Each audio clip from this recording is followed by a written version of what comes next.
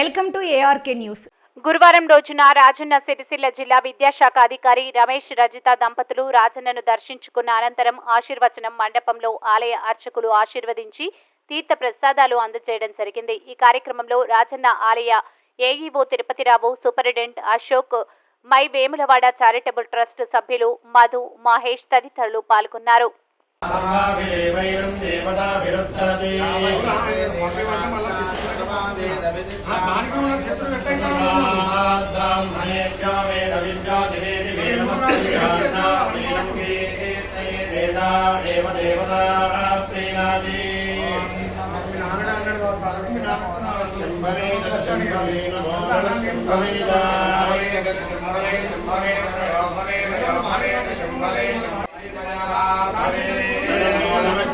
శంకరాయ శంకరాయ నమస్తే శంకరాయ శంకరాయ నమో నమః శంకరాయ శంకరాయ నమో నమః శంకరాయ శంకరాయ శంకరాయ శంకరాయ తమయస్కరాయ మయస్కరాయ శంకరాయ శంకరాయ తమయస్కరాయ శంకరాయ భవతిశతాయ పురుషస్యేంద్రియ ఆయుష్యేంద్రియే ప్రతిష్ఠతే.